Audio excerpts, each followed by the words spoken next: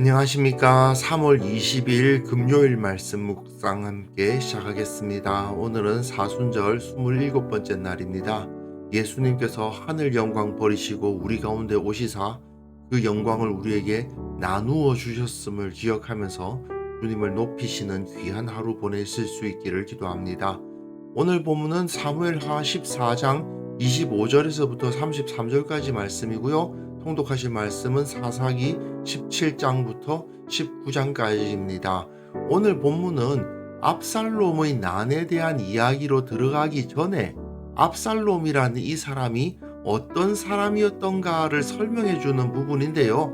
결국 하나님의 눈에 그렇게 좋지 않은 자였어요. 과연 하나님으로부터 사랑받을 만한 자는 어떠한 심성을 가진 사람인지를 생각해보고 우리가 이 압살롬의 모습을 반면교사로 삼는 시간이 되었으면 좋겠습니다. 그럼 먼저 말씀 보시겠습니다. 온 이스라엘 가운데에서 압살롬같이 아름다움으로 크게 칭찬받는 자가 없었으니 그는 발바닥부터 정수리까지 흠이 없습니다. 그의 머리털이 무거움으로 연말마다 깎았으며 그의 머리털을 깎을 때 그것을 달아본즉 그의 머리털이 왕의 저울로 200세겔이었더라. 압살롬이 아들 셋과 딸 하나를 낳았는데 딸의 이름은 다말이라. 그는 얼굴이 아름다운 여자더라. 압살롬이 이태 동안 예루살렘에 있으되 왕의 얼굴을 보지 못하였으므로 압살롬이 요압을 왕께 보내려 하여 압살롬이 요압에게 사람을 보내 부르되 그에게 오지 아니하고 또다시 그에게 보내되 오지 아니하는지라. 압살롬이 자기의 종들에게 이르되 보라, 요압의 밭이 내 밭 근처에 있고 거기 보리가 있으니 가서 불을 지르라. 압살롬의 종들이 그 밭에 불을 질렀더니 요압이 일어나 압살롬의 집으로 가서 그에게 이르되 어찌하여 네 종들이 내 밭에 불을 질렀느냐? 내가 일찍이 사람을 내게 보내 너를 이리로 오라고 청한 것은 내가 너를 왕께 보내 아뢰게 하기를 어찌하여 내가 그 술에서 돌아오게 되었나이까? 이때까지 거기에 있는 것이 내게 나았으리이다 하려 함이로라. 이제는 내가 나로 하여금 왕의 얼굴을 볼 수 있게 하라. 내가 만일 죄가 있으면 왕이 나를 죽이시는 것이 옳으니라 하는지라. 요압이 왕께 나아가서 그에게 아뢰매 왕이 압살롬을 부르니 그가 왕께 나아가 그 앞에서 얼굴을 땅에 대어 그에게 절하매 왕이 압살롬과 입을 맞추니라.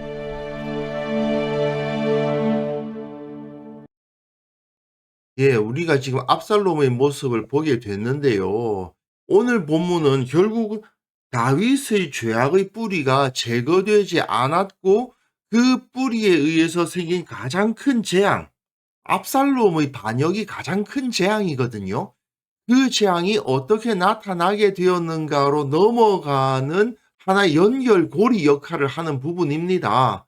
그래서 압살롬이 도대체 어떤 사람이었는가에 대한 설명을 해주고 있죠. 그런데 사무엘서가 가르치는 바 하나님께서 기뻐하시는 자의 모습과는 거리가 있었다 하는 것이 나타나고 있습니다. 무엇보다도 그는 중심보다는 외모의 강점이 있었던 사람이고요. 겸손히 하나님의 섭리를 기다리고 부르심을 기다리는 자가 아니었습니다. 온 이스라엘 가운데에서 압살롬같이 아름다움으로 크게 칭찬받는 자가 없었으니 그는 발바닥부터 정수리까지 흠이 없었던 그야말로 뛰어난 미남이었습니다. 그 누이 다말도 아름다웠잖아요. 그러니까 아마 어머니가 뛰어난 미인이었던 것 같아요. 사실 다윗도 미남이었을 겁니다. 왜냐하면 그 형 엘리압을 보고 사무엘이 야 정말 이 사람 왕이 될 만한 사람이구나라고 느꼈다고 되어 있잖아요. 그러니까 이세의 아들들이 다 잘생겼던 거예요. 그러니 아버지도 미남이고 어머니도 미인이고 하니까 압살롬이 그야말로 발바닥부터 정수리까지 흠이 없는 사람이었던 거죠. 그런데 특히 그 외모의 대표적인 상징적인 부분이 바로 머리카락인데 그의 머리털이 무거움으로 연말마다 깎았으며 그의 머리털을 깎을 때에 그것을 달아본즉 그의 머리털이 왕의 저울로 200세겔이었더라 되어 있는데요. 왕의 저울에 해당되는 1세겔이 13g으로 알려져 있거든요. 그럼 200세겔이면요. 2.6kg입니다. 아니, 머리카락을 잘랐는데 그게 2.6kg이 된다는 거는 좀 너무 과장된 거 아닌가 싶기는 합니다. 어쨌든 그 정도로 압살롬의 머리숱이 많고 그 머리숱만 봐도 너무나도 아름다웠다는 거죠. 그러니까 이스라엘 모든 사람들이 압살롬을 보면 그가 미남이었을 뿐 아니라 특히 그 머리카락을 보면 이야 대단하다라고 느꼈다는 겁니다. 압살롬이 아들 셋과 딸 하나를 낳았는데 딸의 이름도 다말입니다. 이 다말이라는 이름이 사실 야자수라는 뜻인데요. 성경에선 종려나무라고 번역이 많이 됐죠. 왜 대추야자가 열리는 야자수 말입니다. 이 대추야자 열린 걸 보면 굉장히 많이 열리거든요. 그래서 다산과 풍요의 상징이 되는 나무이기도 합니다. 그래서 이 당시에는 여자들의 이름으로 다말이 많이 사용됐어요. 그러니 자기도 미남이고 누이도 미녀고 또 딸도 너무나도 아름다웠다. 그렇게 되어 있습니다. 너무나도 외모가 아름다운 집안이에요. 하지만 이 이야기를 통해서 사무엘서 기자는 굉장히 안 좋은 복선을 깔고 있죠. 사람은 외모를 보거니와 나 여호와는 중심을 보느니라. 사무엘상 16장 7절. 이게 사실 사무엘서의 주제를 이루는 구절인데 하나님께서는 그 중심을 보시는 분이지 외모를 보시는 분이 아니라는 거죠. 그리고 많이들 아십니다마는 압살롬이 어떻게 죽었습니까? 반정을 일으켰다가 도망가다가 노새를 타고 도망을 가는데 노새가 큰 상수리 나무 번성한 가지 아래로 지날 때에 압살롬의 머리가 그 상수리 나무에 걸려가지고 노새는 빠져나가 버리고 압살롬은 대롱대롱 달려버렸죠. 그야말로 치욕적인 모습인데 그 아름다운 머리카락 그 이전까지만 해도 얼마나 자랑스러운 것이었겠습니까마는 그 머리카락 때문에 그야말로 치욕적인 죽임을 당하고 말았던 것이 압살롬 아닙니까? 그뿐만 아니라 아들 셋과 딸 하나가 있었다고 되어 있는데 사무엘하 18장에 보시면 압살롬이 살았을 때에 자기를 위하여 한 비석을 마련하여 세웠는데 이는 그가 자기 이름을 전할 아들이 내게 없다고 말하였음이라. 무슨 이유인지는 모르겠지만 압살롬의 세 아들은 모두 장성하지 못하고 죽었나 봅니다. 모든 이스라엘 사람들이 인정하는 미남이었을지는 모르겠지만 너무나도 아름다운 외모를 가지고 있었던 것은 알겠는데 그러나 하나님께서 기뻐하실 만한 중심을 가지지는 못했고 무엇보다도 실속이 없어요. 겉모습은 너무나도 아름답지만 실속은 없는 자, 그게 바로 압살롬이었다 하는 것이 여기서 나타나고 있고요. 그리고 압살롬이 행한 모습을 보면 그 아버지 다윗과는 많이 다릅니다. 왕이 되기 이전의 다윗의 모습만 생각해보면 그야말로 이상적이라고 할 정도의 신앙인이거든요. 원래는 너무나도 하나님으로부터 사랑받을 만한 자였는데 그만 그 왕의 권세를 맛보고 초심을 잃어버리는 바람에 큰 죄를 짓고 이렇게 큰 어려움을 당하게 되기는 했습니다마는 사울이 살아있을 동안에 다윗이 보였던 그 모습만 생각해 본다면 너무나도 진실되고 하나님을 사랑했던 자잖아요. 근데 압살롬의 모습을 한번 보세요. 이태 동안 2년 동안 예루살렘에 있으되 왕의 얼굴을 보지 못했습니다. 왕의 얼굴을 압살롬이 보지 못했다는 것은 자기가 왕자임에도 불구하고 왕자로서의 지위를 누리지 못했다는 것을 의미합니다. 나름대로 편안하게 사는 데는 어려움이 없었을 거예요. 하지만 왕자로서의 권위를 나타내지를 못하죠. 왕 앞에 나아가서 그 국사를 논할 수도 없는 존재였던 겁니다. 그런데 그 상황에서 압살롬은 어떤 마음을 품었어야 될까요? 자기가 형인, 장자인 암논을 살해한 죄를 저질렀다는 것을 인정해야죠. 그런 죄를 저질렀음에도 불구하고 이렇게 집에 돌아와서 살 수 있게 되었다는 사실에 감사할 줄 알아야 되지 않겠습니까? 자신의 생명이 유지되고 있고 자기가 살던 집에서 살 수 있다는 것만으로도 감사할 줄 알아야 되고 무엇보다도 하나님의 때를 기다릴 줄 알아야 됩니다. 다윗은 하나님의 때를 기다릴 줄 알았던 사람이죠. 사울의 눈을 피해서 광야에서 살면서도 사울을 죽일 수 있는 기회가 2번이나 있었음에도 불구하고 그렇게 하지 않았던 사람. 하나님께서 나를 이스라엘의 왕으로 세우실 거면 하나님의 뜻이 있을 것이다 생각하면서 그때까지 그저 순종하며 기다렸던 사람이 다윗인데 압살롬은 그렇지가 않죠. 압살롬이 요압을 왕께 보내려 하여 압살롬이 요압에게 사람을 보내 부르되 그에게 오지 아니하고 또 다시 그에게 보내되 오지 아니하는지라 2번 불렀는데 안 왔다라는 것은 어떤 사정이 있어서가 아니라 요압이 의도적으로 압살롬을 도울 생각이 없었다는 뜻입니다. 요압의 입장에서 생각해 본다면 요압은 철저히 다윗의 뜻을 따름으로써 자기 이익을 추구한 사람이잖아요.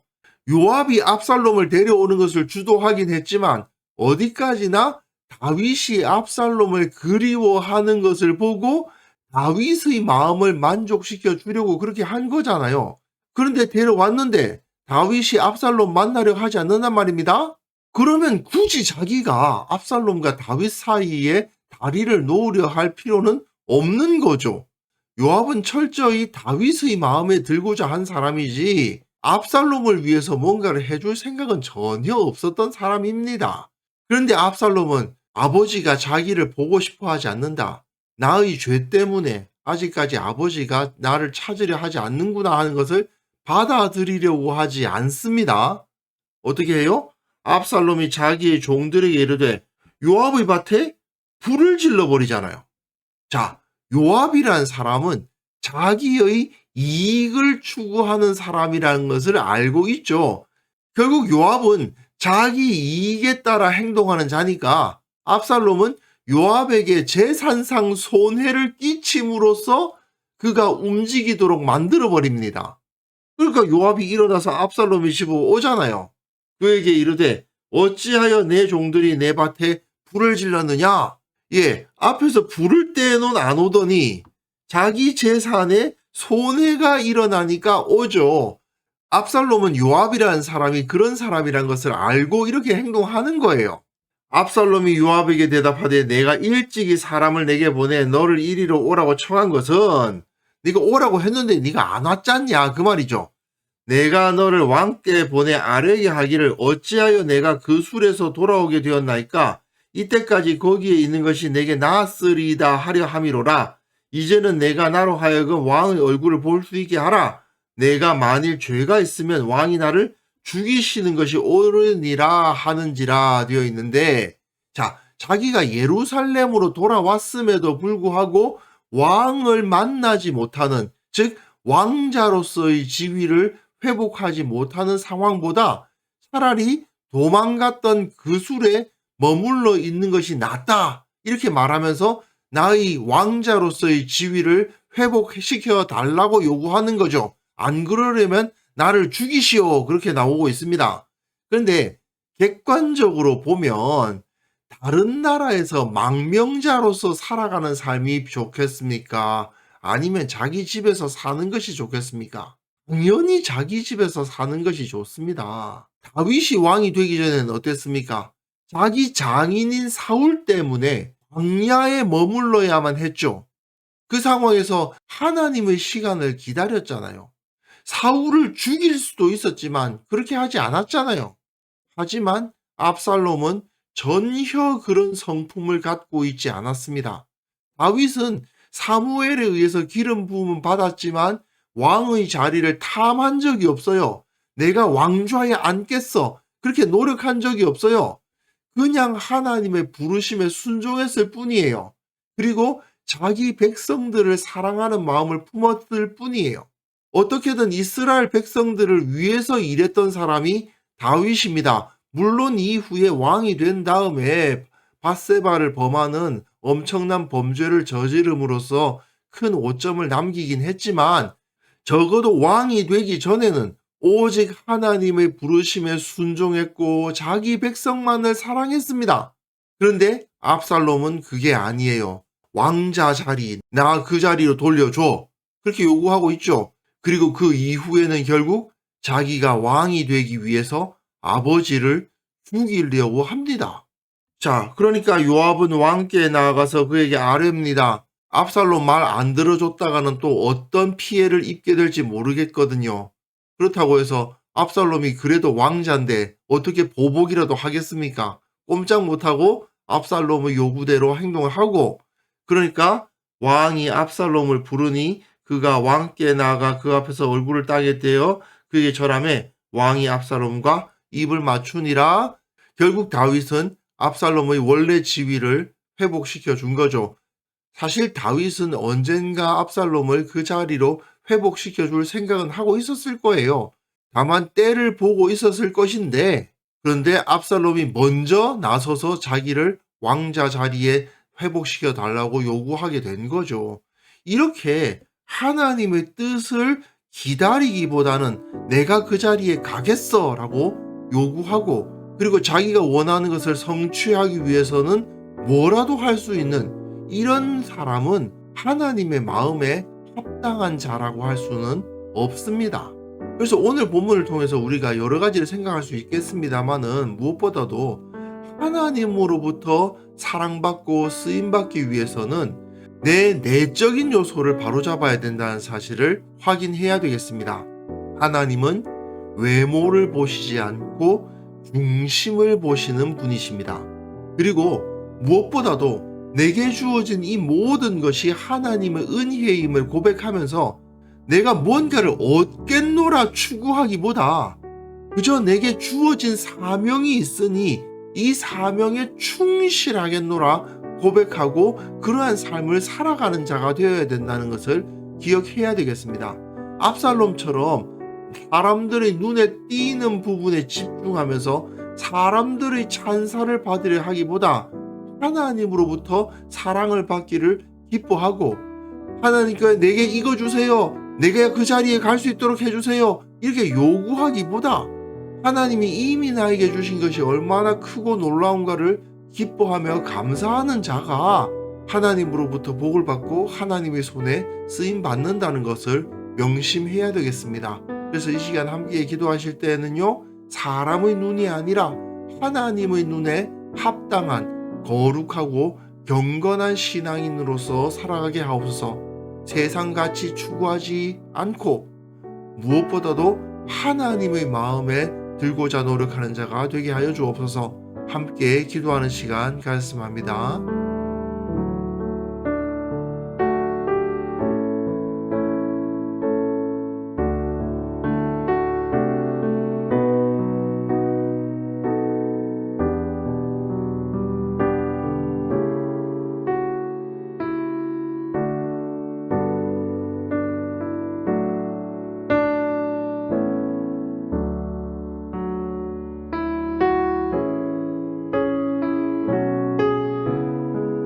하나님 아버지, 주님께서는 우리의 중심을 보신다는 것을 기억하며 주님의 눈에 합당한 거룩하고 경건한 신앙인으로서 살아갈 수 있게 하옵소서. 사람들이 나를 무엇이라고 생각하고 사람들이 나를 무엇이라고 평가하는가가 중요한 것이 아니라 하나님께서 나를 어떻게 바라보고 계실까를 늘 생각하는 그러한 진실한 자로서 하루하루를 살아가게 하여 주옵소서.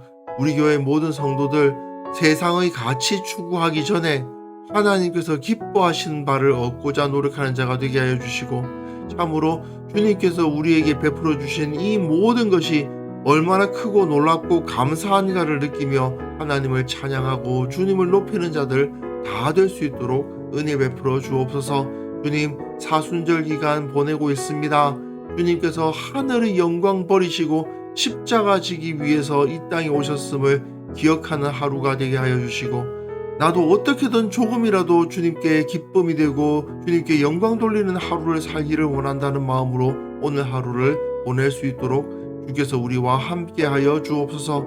주님의 능력과 은혜를 구하오니 주님 우리 곁에 계시고 오늘 하루도 우리를 인도하여 주옵소서.